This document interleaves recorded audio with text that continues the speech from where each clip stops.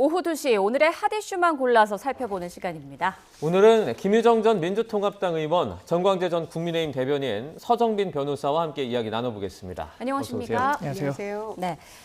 자, 불법 의료행위 의혹 등 각종 논란에 휩싸였던 방송인 박나래 씨가 오늘 영상을 통해 입장을 밝혔습니다. 함께 보시죠. 안녕하세요. 대구먼 박나래입니다. 최근 제기된 사안들로 인해 많은 분들에게 걱정과 피로를 드린 점 무겁게 받아들이고 있습니다. 현재 제기된 사안들에 대해서도 사실관계를 차분히 확인해야 할 부분들이 있어 법적 절차를 진행 중에 있습니다. 그 과정에서 추가적인 공개 발언이나 설명은 하지 않도록 하겠습니다. 저는 당분간 모든 활동을 멈추고 이 사안을 정리하기 위해 집중하는 시간을 갖고자 합니다. 제 자리에서 책임과 태도를 되돌아보겠습니다. 네, 박나래 씨 화장기 없는 얼굴에 어두운색 옷을 입고 머리카락을 뒤로 묶은 채 카메라 앞에 섰습니다. 2분 30초 분량의 영상을 통해 직접 입장을 밝혔는데요. 한 매체를 통해 갑질 의혹이 불거진 지 12일 만입니다. 박 씨는 현재 불거진 사안들이 감정이나 개인적인 판단을 배제하고 공식적인 절차를 통해 객관적으로 확인해야 할 문제라고 판단한다며 더 이상 논란을 만들지 않기 위해 추가적인 발언은 하지 않겠다고 말했습니다. 당분간 모든 활동을 중단한 채 법적 절차에 집중하겠다는 취지인데요. 지금까지 박나래 씨가 피소된 사건은 5건, 박 씨 측에서 고소한 건 1건입니다. 앞서 박나래 씨의 전 매니저 2명은 직장 내 괴롭힘, 폭언, 특수상해, 대리 처방, 진행비 미지급 등을 주장하며 박 씨를 고소했고요. 이에 박나래 씨는 공갈미수 혐의로 맞고소했죠. 여기에 박나래 씨는 이른바 주사 이모에게 불법 의료 행위를 받은 의혹까지 더해져 의료법 위반으로도 고발을 당했는데요. 서울경찰청은 어제 이제 막 접수가 돼 고소고발인 조사가 안 된 상황이라며 앞으로 절차대로 엄중히 수사할 것이라고 밝혔습니다. 네, 침묵을 지키던 박나래 씨가 직접 입장을 밝혔는데 앞서 처음에는 SNS로 입장을 밝혔는데 오늘은 영상을 통했습니다. 의원님 좀 어떻게 보셨습니까? 그러니까 처음에는 이제 매니저와 스태프들 간의 어떤 불화랄지 갑질 이걸로 시작을 했다가 오히려 더 문제가 불거진 것은 소위 주사이모의 어떤 불법 의료 행위에 대해서 박나래 씨가 인지하고 있었느냐의 여부로 크게 번져간 것 같아요. 그걸 알고 있었다라고 한다면은 이제 공범이 될 수도 있는 문제이기 때문에 법적인 처벌이 불가피할 텐데 그동안 이제 드러났던 여러 문자들을 통해서 매니저가 그 주사이모라고 하는 분과 주고받은 문자에서는 주사이모가 뭐 처방전을 모으고 있다 뭐 이런 얘기가 나왔었기 때문에 그리고 또 하나는 매니저 등을 통해서 그 함께 해외에 어떤 이제 촬영을 위해서 나갔을 때 주사이모에 대해서 함구해야 된다. 이거 알면 큰일이다. 회사에도 알면 안 된다. 이런 얘기를 박나래 씨가 했다라는 그런 그 진술과 보도가 있었기 때문에 아마 이거는 이제 불법 논쟁으로 이게 커져가는 것 같아요. 이제 거기에 대해서 주사이모 본인이 처음에는 의사라고 했다가 나중에 또 부인하고 뭐 여러 가지 또 진술도 나왔고 계좌로 또 돈을 보낸 건 맞고 이런 것들이 이제 실질적인 수사가 돼야 될 것 같고요. 여기에서 추가로 뭐 이런저런 얘기를 하는 것이 본인에게 또 다른 또 그 의혹이 불거질 수 있기 때문에 지금은 말을 아끼는 게 맞다라고 판단한 게 아닌가 싶어요. 변호사하고 논의를 했겠죠. 이 부분에 대해서는.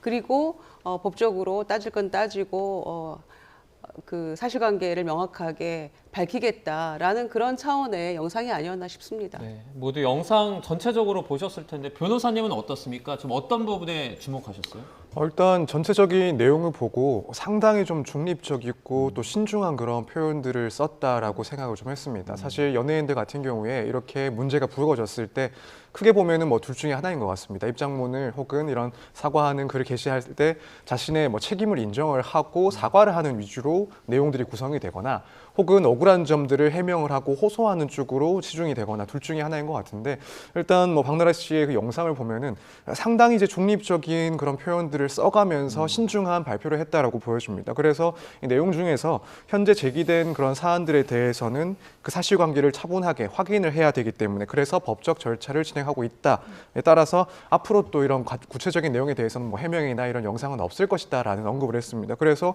이것은 한편으로는 뭐 변명도 또 해명도 아니지만 또 한편으로는 뭐 사과라든가 인정도 아닙니다. 그래서 상당히 객관적인 그런 입장을 표현을 했다라는 점이 조금은 인상적이지 않았나 생각이 됩니다. 예.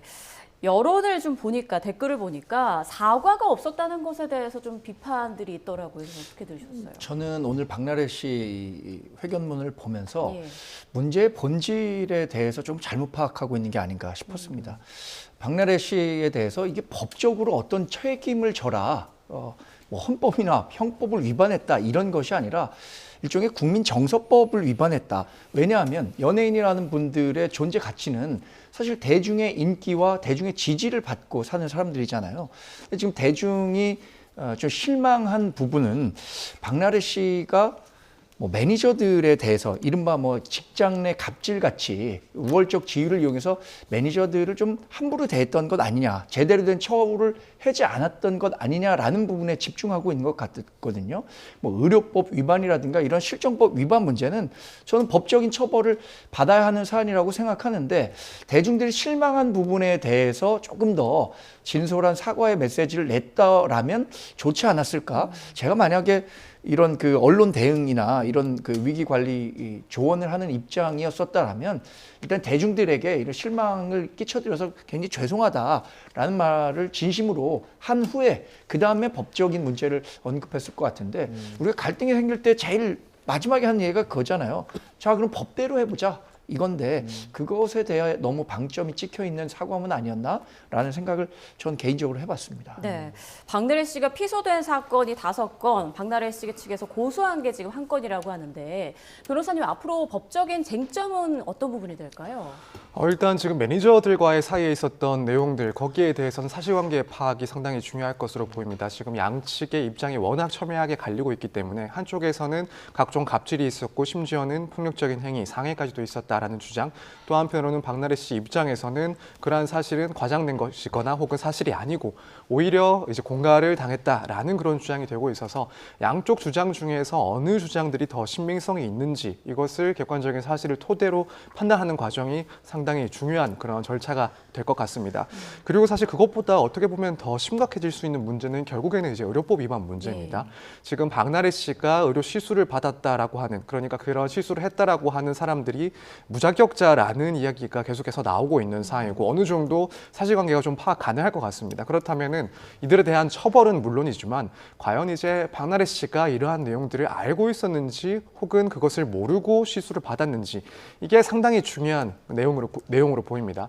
만약에 알았다라고 한다면 의료법상 마찬가지로 공범으로 처벌될 수 있는 것이고 또 심지어는 경우에 따라서 그 처방받은 약물에 따라서는 뭐 마약류 관리법 위반 문제도 있습니다. 그렇게 되면은 사실은 뭐 제가 봤을 때는 갑질 논란보다도 훨씬 더 큰 문제가 발생을 할 수 있다라고 생각이 되기 때문에 이 박나래 씨가 의료법 위반과 관련해서는 뭐 그러한 사실을 알고 있었는지 몰랐는지 이 부분이 상당히 이제 중요하지 않나. 그리고 나아가서는 뭐 물론 이건 박나래 씨와 관련된 거는 아니겠습니다만 뭐 지금 이 건을 토대로 해서 다른 연예인들에 대해서도 이런 불법적인 시술을 받은 사람들이 있지 않냐라는 의혹들도 상당히 제기되고 있습니다. 그렇기 때문에 이 문제가 된 이 시술을 했던 사람들에 대한 조사의 그 결과에 따라서는 문제들이 더 좀 불거질 수가 있다 이렇게 좀 보여집니다. 변호사님 사과를 하지 않았잖아요. 그 나중에 있을 법정 공방에서의 어떤 유불리를 고려한 측면도 있지 않을까요? 그런 측면도 분명히 있어 보입니다. 일반적인 사건에서 특히나 억울함으로 호소하고 있는 사건에서는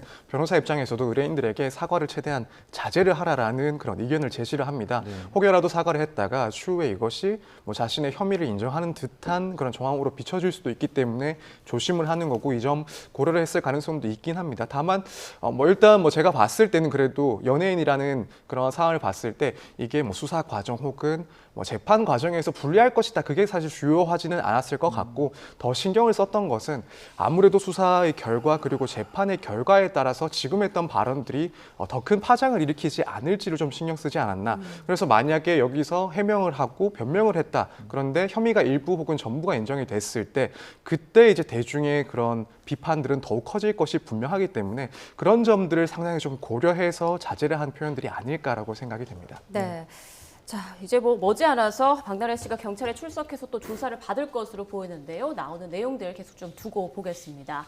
주제를 바꿔보죠. 어제 경찰이 통일교 의혹과 관련해서 10여 곳에 대해 대대적으로 압수수색을 진행했습니다. 15시간 넘게 압수수색을 했다고 하는데 오랜 시간이 걸렸어요. 이게 현금이 280억 원이 발견됐다고 하잖아요. 네. 뭐 현금뿐만 아니라 그 관련 사안을 들여다보는 범위가 넓은 것 같아요. 정상적인 압수수색 그 과정만 놓고 본다면 시간이 오래 걸렸다고 볼 수 있는데 워낙 그 살펴봐야 하는 범위가 넓다 보니까 오랜 시간이 걸린 것 같고 사실 처음에 280억 원의 현금이 발견됐을 때는 이것에 대해서 뭐 범죄 혐의점이나 이런 걸 찾지 못했기 때문에 그 조사가 이루어지지 않았는데 이에 대한 의혹은 계속 커질 수밖에 없는 거잖아요. 사실 현금 280억이라고 하면 그것도 미화가 거의 200억 가까운 돈이라고 나와 있는데 네. 어떤 식으로 조성이 돼 있는지에 대해서 살펴볼 필요가 분명히 있었을 겁니다. 또 그리고 이 돈을 왜 조성했고 또 이 용처가 있었을 거 아니에요. 용처와 관련한 부분에 대한 수사도 함께 이루어져야 한다는 측면에서 시간이 오래 걸린 것으로 볼 수 있겠습니다. 네, 경찰이 이제 뭐 통일교 회계자료 이렇게 확보했다 이렇게 말을 했는데 방금 말씀해주신 그 200억 원, 280억 원 정도의 그 의혹을 좀 풀기 위한 거다 이렇게 해석을 좀 할 수 있겠죠. 그 의혹도 의혹이고요. 그다음에 지금 김건희 특검에서 사건 번호 부여해서 12월 9일 날 국수본에 이첩을 했잖아요. 네. 사실은 그 사건과 관련된 압수수색이라고 봐야겠죠. 그래서 회계장부를 통해서 실질적으로 금품을 제공했다라고 하는 했다라고 하는 전현직 의원들이 있기 때문에 그 부분에 대한 뭐 이제 사실 파악이 좀 필요했던 것 같고요. 그리고 관련해서 그 280억은 어떤 용도로 또 사용했는지 또 추가적으로 어떤 그 전현직 의원이나 혹은 정치인의 어떤 연루가 없는지 이런 부분에 대해서 이첩받은 사건에 대해서 전담팀 지금 23명 구성해가지고 매우 신속하게 움직이고 있잖아요. 네. 그런 점에서 이제 수사팀에서 또 검찰개혁 관련해가지고 좀 수사권도 가져와야 되는 그런 상황이니까 수사 능력, 수사 의지를 좀 확실하게 보여주겠다라는 그런 그 각오의 발로라고 보여집니다. 저는 어제 예. 상황이. 자, 그리고 전재수 전 장관의 자택과 의원실에 대해서도 압수수색이 진행됐는데 통일교 측으로부터 받았다라는 의혹이 제기된 그 명품 시계 등이 나오지 않은 걸로 지금 전해지고 있어요. 그런데 너무 오래전 일이잖아요. 네, 그렇습니다. 그렇기 때문에 사실 뭐 실제로 이런 명품 시계가 전달된 것이 사실이라 하더라도 그 실물을 확보하는 것은 일단 상당히 어렵지 않았을까. 예. 만약에 그런 사실이 없었다라고 한다면 당연히 발견할 수는 없는 것이고요. 그래서 일단 뭐 지금 상황으로서는 명품 시계를 그 실물은 확보하지 못했다라는 게 경찰의 그런 입장이고 사실 경찰 입장에서 이 부분이 상당히 중요한 부분인 것은 분명히 맞는 것 같습니다. 지금 영장에 적시가 된 그 뇌물 수수 금액이 일단 현금 2천만 원이 적시가 되어 있고 거기에 명품 시계가 또 추가가 되어 있습니다. 예. 그래서 만약 그 가액이 1천만 원이 넘는다라고 판단을 한다면 그렇게 되면 뇌물의 전체 가액이 3천만 원 이상이 되는 사안이 되는 것이고 그 점이 밝혀지지 않는다라고 하면 3천만 원보다는 적은 금액을 수수했다라는 혐의로 수사가 계속돼야 됩니다. 그런데 여기서 3천만 원 이상이냐 혹은 미만이냐 이 부분은 결국에는 사건에 대한 공소시효가 연결이 되어 있는 문제입니다. 그래서 이 가액을 합산했을 때 3천만 원까지가 되지 않는다라고 한다면 그렇다면 이제 뇌물죄로서도 마찬가지로 공소시효가 7년이 적용되기 때문에 이미 의심되는 그런 사실관계들은 다 공소시효가 도가한 그런 상황이 될 수가 있습니다. 따라서 이 실물에 대해서는 뭐 앞으로도 경찰 입장에서는 계속 추적을 해야 될 문제라고 생각을 할 거고 만약 실물 확보가 어렵다라고 한다면 최소한 그 실물이 실제로 존재했고 또 수수가 됐을 것이다라고 볼 수 있는 그런 정황을 파악하는 데도 상당히 집중하지 않을까 이렇게 예상이 됩니다. 네, 또 그 전재수 전 장관의 그러니까 경찰 압수수색 과정에서 이게 너무 지연된 거 아니냐 이런 얘기가 좀 나오고 있는데 이건 좀 의원님께 여쭤볼게요. 예, 2시간 몇 분 만에 시작이 됐다 이렇게 나와서 너무 지연된 거 아니냐 얘기가 나오고 있는데요. 제가 좀 살펴보니까 2시간여 정도면 매우 통상적인 시간이라고 합니다. 그러니까 이를테면 경찰에서 의원회관에 어느 의원 방을 압수수색하겠다라고 나오면 일단 의원회관으로 바로 가겠죠. 일단 압수수색이라는 게 신속성, 밀행성이 중요하니까 가면 거기서 바로 들어가는 게 아니고요. 안내를 받습니다. 그래서 본청, 다시 의원에 가서 본청 후면에 있는 안내실에서 대기를 하게 됩니다. 그러는 사이에 국회의장으로부터 이제 승인을 받아야 되는데 어제 상황이 우즈벡으로 해외 출장 날이셨어요. 국회의장이. 그래서 지금 공항에 있던 상황인 거죠. 예. 그러나 다행히 오히려 그 출국하기 직전이었기 때문에 더 늦어질 수도 있는 상황이었는데 오히려 승인 받을 수 있었다라는 것이고요. 그다음에 이제 보도들을 보니까 뭐 국회 참관인이 도착을 안 해가지고 뭐 이렇게 됐다는 얘기도 있는데 네네. 국회 사무처는 압수수색할 때 경내 질서 유지만 관여를 하지 참관하지는 않습니다. 그럴 권한도 없고요. 그러니까 이제 본청에서 대기하고 있다가 압수수색 이제 승인이 나오면 그러면 다시 회관으로 가서 이제 압수수색을 시작하게 되는 거죠. 통상 국회의장이 압수수색 영장을 들고 온다 하더라도 그 의원실이나 이제 해당 압수수색 장소에 대해서 그 양자 간에 경찰이든 뭐 특검이든 나왔을 때 양자 간에 좀 협의를 하시라 이렇게 중간에 중재 역할도 해왔어요. 여야 불문하고 해왔고 그다음에 시간도 2시간은 통상적인 거 더 짧았던 경우도 있고 2시간보다 늦어져서 압수수색이 시작된 경우도 있었어요. 예. 그런데 너무 늦어진 거 아니냐 이런 얘기 나오고 있는데 지난번에 내란 특검이 국민의힘의 원내 행정실 원내대표실 압수수색 들어갔을 때 이때도 마찬가지로 의원식 의장이 중간에 중재 역할을 한 겁니다. 국회 존중의 차원에서라도 상호 양자 좀 협의를 하면 어떻겠냐. 그 압수수색 뭐 이미 제출 방식이랄지 어떤 식으로 그러면서 24시간을 준 적이 있어요. 그때 당시 국민의힘에서 24시간 너무 짧다. 말이 안 된다 이런 얘기를 하면서 굉장히 또 저항을 했던 적이 있거든요. 그런데 지금 2시간은 통상적인 시간인데 여기에 대해서 국회 참관인은 없는 참관인 얘기 잘못된 것이고요. 오류이고요. 경찰 쪽에서 아마 시스템을 잘 몰랐던 것 같고 이것도 길어서 문제가 있는 거 아니냐라는 문제 제기는 좀 과도하다 이런 말씀 드립니다. 네, 정 대변인 말씀 네, 들어가겠습니다. 저도 비슷한 사안으로 압수수색을 당한 권성동 전 원내대표 그 상황과 좀 비교해 봤는데 당시에는 국회에서 이 압수수색 영장 집행과 관련해서 협의가 일찍 됐습니다. 그런데 똑같이 2시간 늦게 진행됐어요. 왜 그랬냐? 이때는 변호인 참관을 기다려야 한다고 변호인이 도착하는 시간까지 압수수색이 이루어지지 않았기 때문에 2시간 정도 시간을 두고 압수수색이 이루어졌는데 전재수 의원 같은 경우에는 지금 국회의장이 민주당 출신이잖아요. 또 이 허가를 해주는 국회 사무처의 수장인 사무총장도 김민기 의원이에요. 민주당 출신 의원입니다. 그래서 민주당 의원에 대해서 조금 더 시간의 말미를 줬던 것 아니냐라는 부분에 대한 의혹은 있을 수밖에 없다고 생각하고요. 결과적으로는 좀 늦어진 것 같아요. 왜냐하면 8월부터 이런 의혹이 제기됐었는데 아까 까르띠에나 불가리식에 찾을 수 없는 거 당연하죠. 이런 의혹이 언론을 통해서 다 있었는데 설령 보관하고 있다고 하더라도 찾아낼 수 있겠습니까? 전체적으로 수사 타이밍이 너무 민주당에 대해서는 늦게 진행됐다. 이런 비판은 일반 국민이 제기할 수밖에 없을 거다라고 네, 말씀드리고요. 이번에는 서 변호사님 말씀을 좀 들어보겠습니다. 두 분의 의견이 엇갈리고 있고 참관인이 꼭 있어야 되는 건지 없어도 되는 건지 그리고 일부 보도에서는 그 지연된 2시간 정도 그 사이에 안쪽에서 문서 파쇄하는 듯한 그런 작동 소리가 들렸다 이런 보도도 나오고 있거든요. 어떻게 보고 계십니까? 네, 일단 형사소송법상 규정을 봤을 때 이제 공무소에 대해서 압수수색 영장이 집행이 되려면 그 책임자에 대해서도 참석할 수 있음을 통지를 해야 됩니다.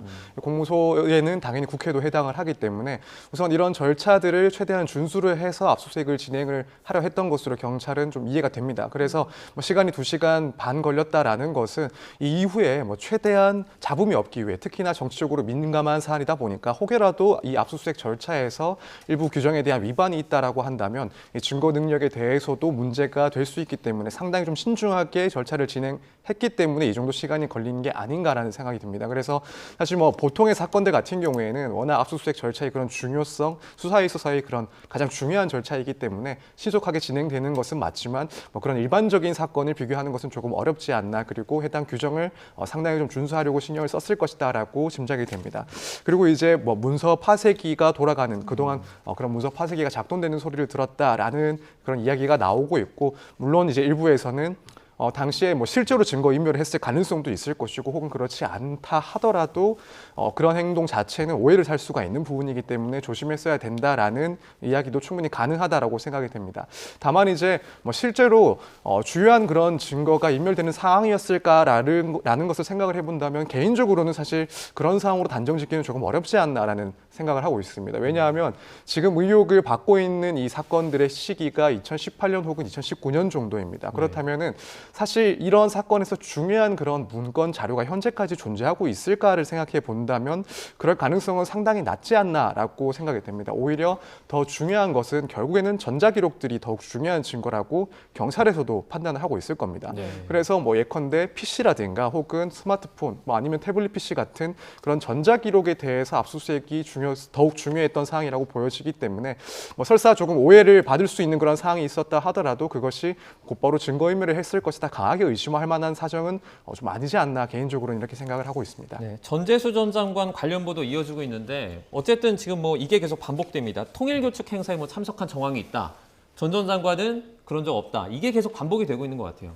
그렇습니다. 근데 아까 그 정관기 대변인이 뭐 까르띠에나 불가리식에 말씀하셨는데 네. 일단 압수수색 영장에 적시된 거는 그동안의 윤영호 전 본부장의 경우에는 뭐 4천만 원 얘기도 나오고 아까 그 까르띠에 불가리 시계 2개 줬다 이런 얘기는 했습니다만 압수수색 영장에는 2천만 원 그다음에 불가리 시계 하나 이렇게 돼 있었잖아요.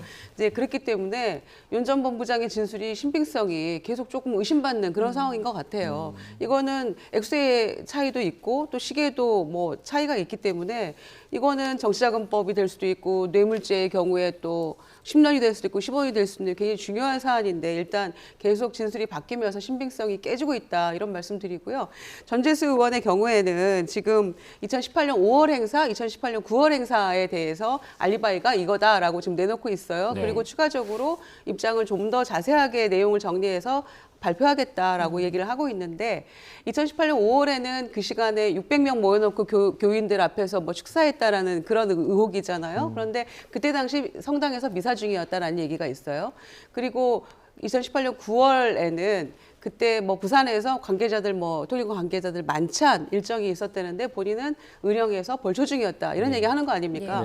그런데 이제 설사 그건 맞겠죠. 미사 가고 벌초 가고 그런데 그것 때문에 만찬이나 혹은 그 교인들 모이는 장소에 전혀 갈 수 없는 상황이었냐, 시간이. 이를테면 거기 갔다가 미사를 갔다거나 혹은 미사 간 이후에 그곳에 갔다거나 이런 경우는 전혀 불가능한 것이었느냐에 대한 어떤 진술이 좀 더 명확한 게 나와야 될 것 같아요. 그런 점에서 전재수 의원도 그 부분에 대한 정확한 내용을 준비를 하고 있는 것 같고 기자회견 통해서 입장을 밝히겠다고 하니까 그럼 명확하게 알리바이가 성립이 된다면 도저히 의령 벌초 갔다가 부산 만찬을 갈 수 없는 상황이었다라는 게 입증이 된다면 이거는 통일교의 주장에 탄핵될 수 있는 거잖아요. 그러니까 그 부분을 좀 명확하게 밝히는 게 전재수 의원에게 굉장히 중요할 것 같습니다. 예, 통일교 의혹과 관련해서 지금 여야가 특검 도입을 놓고 공방을 벌이고 있는데 좀 정치적인 부분입니다만 여야의 입장 좀 짧게 들어보고 다음 이슈 넘어가겠습니다.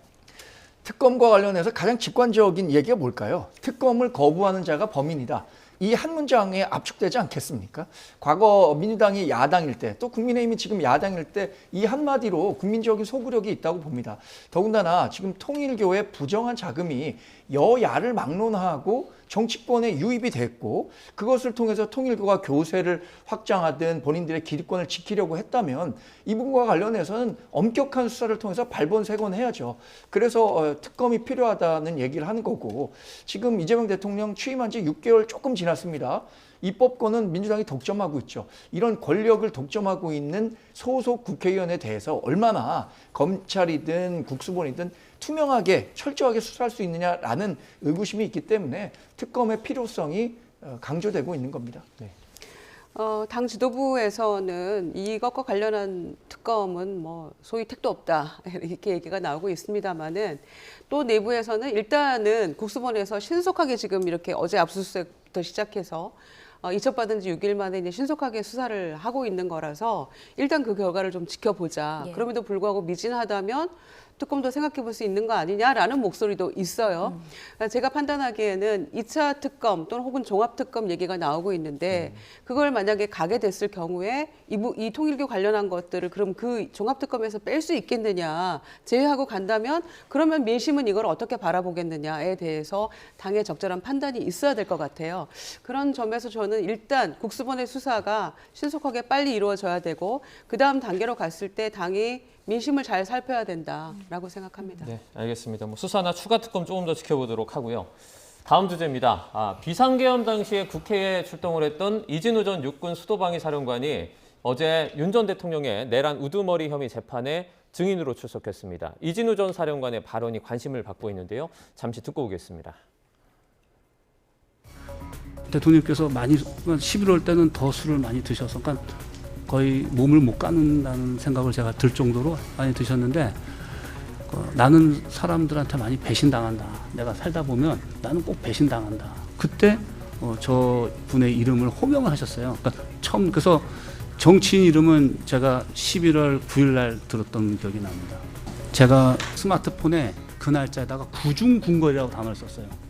혼자 오다가 뭐냐면 사람이 고립돼 있으면 소통이 안 되면 오해도 하고 의심하는구나. 사람이 아무리 직위가 높아도 혼자 갇혀 있으면 마음대로 혼자 상상하면서 다른 사람 얘기는 모르고 그 사람에 대해서 이렇게 불편하게 마음을 먹겠구나.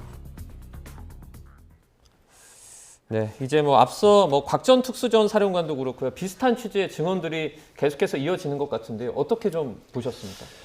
그 세간에 권력자의 삼심을 조심해야 한다라는 말이 있습니다. 삼심 뭔지 아세요? 의심, 욕심, 변심입니다. 권력을 잡게 되면 굉장히 의심이 많아지나 봐요. 윤석열 전 대통령에 대해서 이진우 전 사령관이 한 평가가 저는 정확하다고 봅니다. 구중궁궐. 그러니까 누구도 최고 권력자에게 직언을 하지 못하고 충분한 소통을 하지 못하게 되면 권력자는 자기가 갖고 있는 의심이 계속만 커질 수밖에 없다는 생각이 들어요. 당시에 저도 국민의힘의 대변인 활동을 하고 있었는데 네. 한동훈 전 대표든 그때 당시에 윤석열 전 대통령의 국정 운영 방향과 관련해서 이렇게 가면 안 된다라는 충정 어린 얘기를 했던 사람이 많이 있습니다. 근데 그 부분에 대해서 본인에 대해서 배신을 했다라고 평가를 하니까 그것이 자꾸만 자기 머릿속에서 확대 재생산되고 그래서 결국에는 계엄이라는 극단적 정치 행위로까지 연결됐었던 건 아닌가. 그래서 권력자든 대기업 오너든 이 의심과 변심 또 욕심 이건 좀 자제할 필요가 있겠다는 생각이 들었습니다. 네, 좀 공통적으로 나오는 얘기는 술 얘기 그리고 한동훈 전 대표 관련 발언인데 곽종근 전 사령관이 증언했던 한동훈을 잡아와라 총으로 쏴서 죽이고 싶다 이런 류의 발언은 기억이 없다라고 이진우 전 사령관이 어제 밝혔고 비상계엄 당시 윤 전 대통령으로부터 본회의장에서 4명이 1명씩 둘러엎고 끌어내라 이런 지시를 받았다고 진술을 했었는데 이게 또 번복됐단 말이죠. 이런 경우는 어떻게 재판부에서 판단을 할까요? 결국에는 이런 증언들 중에서 초기 증언 혹은 지금의 증언 중에서 어떤 것을 더 신뢰할 수 있는지 이것들은 다른 증인들의 증언 내용이라든가 혹은 그 밖의 객관적인 사정을 통해서 파악을 할 수가 있습니다. 다만 이제 적어도 현 시점에 있어서 과연 이러한 번복 자체에 대해서 재판부가 큰 의미를 둘 수 있을지 둬야 할지 여기에 대해서는 이미 그러한 시기는 좀 상당히 지나지 않았나라고 개인적으로는 생각을 하고 있습니다.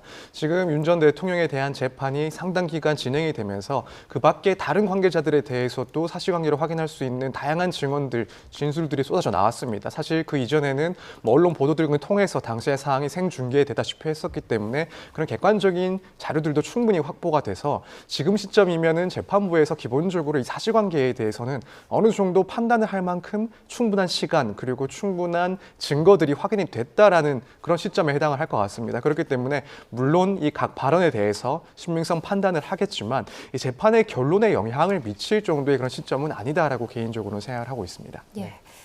자, 또 빠르게 다음 이슈 넘어가 보겠습니다. 아동 성범죄자 조두순에 대한 신상 정보 공개가 종료되면서 학부모들의 불안감이 커지고 있습니다. 화면으로 함께 보시죠. 네, 지난 2008년 초등학생을 성폭행한 혐의로 징역 12년을 선고받고 지난 2020년에 출소한 조두순. 법원은 범행의 잔혹성과 사이코패스 성향, 재범 우려 등을 이유로 출소 뒤 5년간 신상정보 공개를 명령했는데 그 기간이 지난 12일자로 만료됐습니다. 제가 오늘 여성가족부가 운영하는 성범죄자 알림이 사이트에서 조두순이라는 이름을 한번 검색해봤는데요.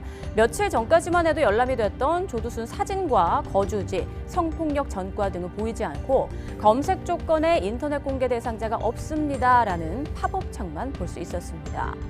물론 신상정보 공개가 끝났다고 당국의 관리가 끝난 건 아닙니다. 조두순은 여전히 전자발찌를 착용한 채 보호관찰관의 1:1 감시를 받는데요. 문제는 조두순이 출소 뒤에도 여러 차례 무단 이탈을 저지르고 재택 감독 장치를 훼손하는 등 불안한 행보를 보이고 있다는 거죠. 안산보호관찰소와 국립법무병원도 그의 정신건강에 이상이 있다고 판단했고 지난달 검찰은 정신병으로 약물치료 등이 필요해 보인다며 재판부에 치료 감호를 요청했는데요. 누리꾼들은 설마 우리 옆집으로 이사 오는 건 아니겠지? 피해 아동은 성인이 됐을 텐데 얼마나 무서울까라며 우려했습니다. 자, 이제 조두순의 실거주지가 어딘지 알 수 없는 건데 김 의원님 이러면 불안할 수밖에 없잖아요. 그렇습니다. 그러니까 2008년에 초등학생을 대상으로 한 너무나 잔혹한 범행이었기 때문에 여전히 우리 내리에 남아 있고 당시 12년형을 받았을 때 이거 너무 짧은 거 아니냐, 예. 이거 너무하다라는 그런 그 민심이 요동쳤었는데요. 벌써 지금 출소를 해서 또 더군다나 정보가 삭제된 5년이 또 끝났다는 거에 더 경악할 그런 상황인 것 같고요. 학부모들의 마음이 지금 굉장히 불안하죠. 그래서 오죽하면 부인도 떠났겠습니까? 그런 상황이고 뭐 야간 외출 뭐 금지인데 다 그런 거 어기고 뭐 전자벌 착용 안 하고 지금 이 상황에서도 계속 불법적인 행위들을 저지르고 있는 그런 상황이잖아요. 예. 그래서 더 불안감이 커지는 게 아닌가 싶어서 물론 뭐 전자발찌는 뭐 1, 2년 더 착용한다고 하고 1:1로 뭐 관찰도 한다고는 합니다만 그래도 여전히 불안한 마음은 남아있기 때문에 우리 주변에 있는 거 아니야라는 그런 불안한 마음이 있죠. 그래서 뭔가 더 추가적인 조치가 필요한 거 아닌가 그런 여론이 비등한 것 같습니다. 네. 인권 뭐 물론 중요하죠. 누가 아니라고 하겠습니까? 근데 이렇게 시민들이 불안해한 게 좀 핵심일 것 같은데 출소 뒤에도 끊임없이 규정을 좀 위반을 했잖아요. 네. 그런데 실제 출소 다음에 그러니까 올해 3월부터 6월까지 4차례 집을 벗어나서 재판까지 지금 받고 있다고요. 네, 지금 재판 받고 있는데 이것을 어겼을 때 과연 어느 정도의 실효성 있는 그 징계가 이루어질 것인가 이것에 대해서 걱정하는 분들이 많은 것 같습니다.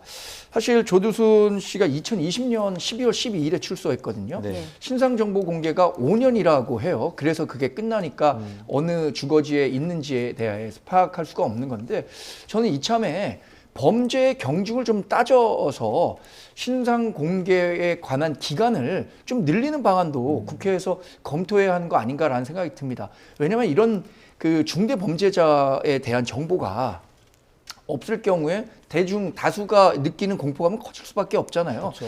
그래서 이 범죄의 경중에 대해서 조금 더 그 시차를 두고 이렇게 판단해 볼 수 있는 기간을 마련해 놓는 게 제도권에서 좀 마련해야 할 대책 아닌가 생각해 봅니다. 네, 변호사님 검찰에서도 조두순이 정신병을 앓고 있어서 약물 치료 등이 필요하다 이렇게 판단을 했는데 이대로 둬도 괜찮을까요? 사실 이제 만약 치료 감호 선고가 나오게 되면은 사실상 이제 감옥처럼 물론 그곳에서 치료가 이루어지긴 합니다만 수용 생활을 하게 됩니다. 예. 검찰에서는 사실 이 부분 상당히 좀 집중을 하고 있지 않나. 물론 치료 필요성이 가장 중요한 기준이기도 하지만 한 가지 이제 설명을 드릴 수 있는 부분은 치료 감호를 선고를 하게 되면은 지금 조두순과 같은 이런 아동성 범죄자에 대해서는 최대 15년까지 치료 감호를 할 수가 있습니다. 예. 그래서 예를 들면 뭐 징역형으로는 뭐 1년, 2년 정도를 선고했다 하더라도 치료 감호를 선고하게 되면 치료가 필요 없다라는 그런 위원회의 판단을 받을 때까지 최대 15년까지도 어쨌든 사회에서 사실상 격리가 되는 그런 순서를 밟게 된다는 겁니다. 그래서 이제 만약 치료 감호를 실제로 선고를 하게 되고 이후에 뭐 치료 과정에서 계속적인 치료 필요성이 인정이 된다, 재범의 위험성이 계속해서 인정이 된다라고 한다면 사실상 상당히 장기간 사회에 복귀를 할 수가 없는 그런 형태가 될 겁니다. 그래서 일단 이 치료 감호에 대해서 어떤 결과가 나오는지를 지켜봐야 될 것 같고 사실 이 경우에는 뭐 그래도 결국에는 임시 방편에 해당을 하는 그런 제도일 수가 있습니다. 이런 사건에서는요. 그래서 사실 뭐 앞서 정 대변인님께서 말씀을 하신 것처럼 구체적으로 상당히 이제 좀 심각한 중대 범죄에 대해서는 국민의 그런 불안감 해소라는 것도 법 제도적으로는 조금 고민을 해야 되지 않을까 이런 생각이 들고, 여기에 대해서는 물론 뭐 인권적인 측면까지도 함께 고민을 해야 되긴 하겠지만은 조금 신중한 검토가 이제 필요한 시점이다 이렇게 생각이 됩니다. 네, 조두순 출소 이후에도 여러 차례 규정을 어기고 또 정신건강 이상까지 지금 확인이 되고 있는 만큼 추가 조치가 반드시 필요해 보입니다. 자, 마지막 이슈로 넘어가겠습니다. 전두환 전 대통령, 전두환 씨의 손자 전우원 씨가 자전적인 내용의 웹툰을 연재해서 화제가 되고 있는데요. 화면으로 함께 보시죠. 네, 무섭게 생긴 검은 양이 흰 양을 다그치고 있습니다. 순진해 보이는 흰 양은 사과를 하면서도 왜 죄송하다고 생각하는지 의문을 가지는데요. 검은 양은 바로 전두환 씨를 빗댄 캐릭터입니다. 그리고 이 AI 웹툰의 작가가 바로 전 씨의 손자 전우원 씨입니다. 조금 더 자세히 볼까요?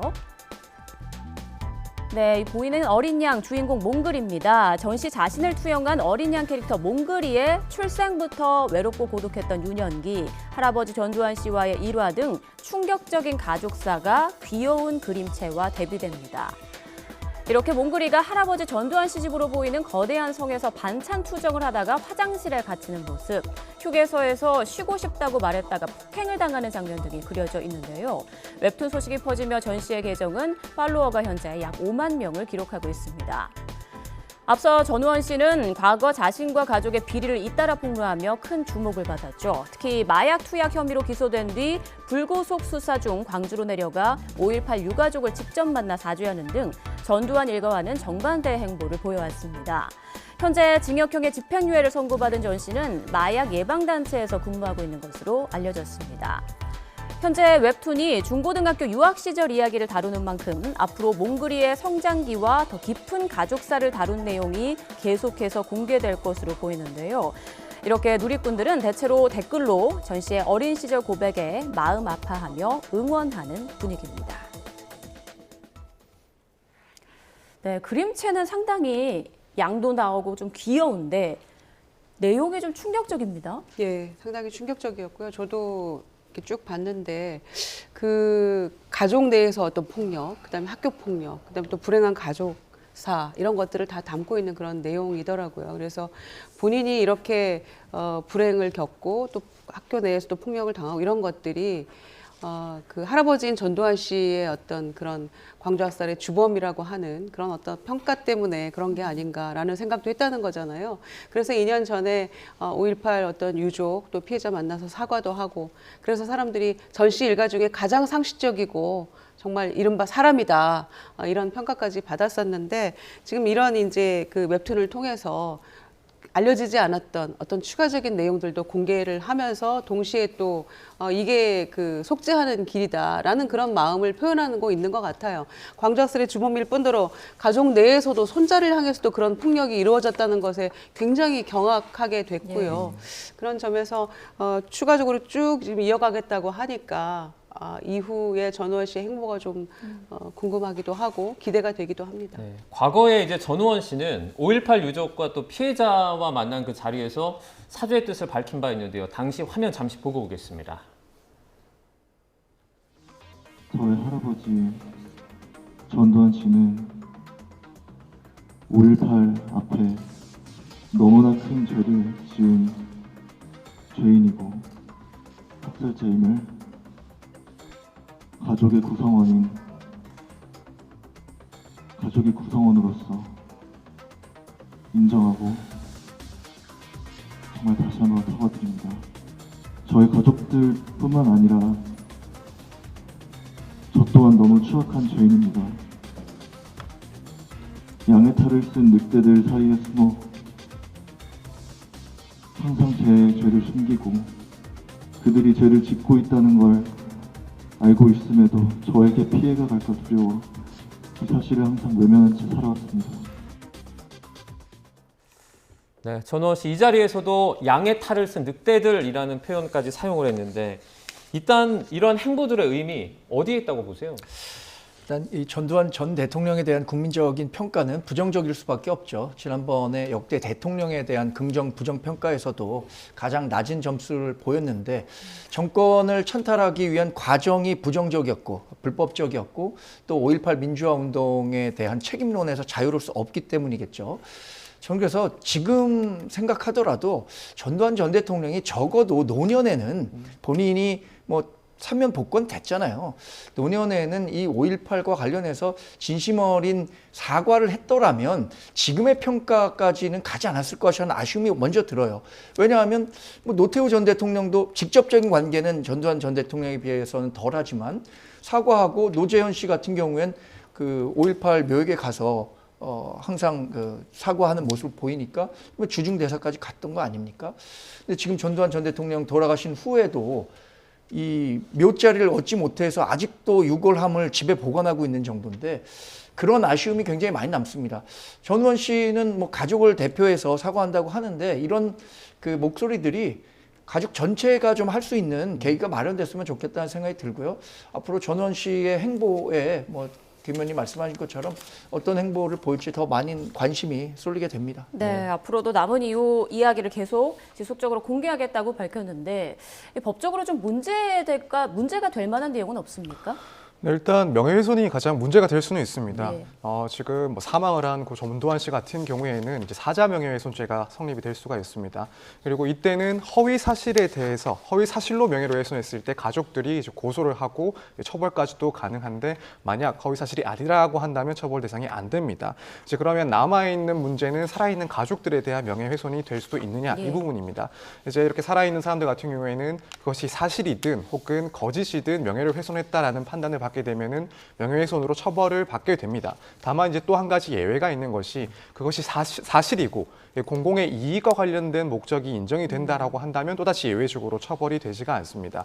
그렇기 때문에 지금 이 웹툰에 나오는 그런 구체적인 내용들, 그 내용들 중에서 공익의 그런 관심사라고 보여질 만한 부분이 인정이 된다라고 한다면 그런 문제들은 사실 명예훼손이 성립되기는 힘들 것이고 그 밖에 지극히 이제 가족사적인 그리고 개인적인 내용들까지 문제가 된다라고 한다면 그런 부분들은 명예훼손죄가 성립될 가능성도 분명히 존재를 합니다. 알겠습니다. 자, 오늘 이슈는 여기까지 다루겠습니다.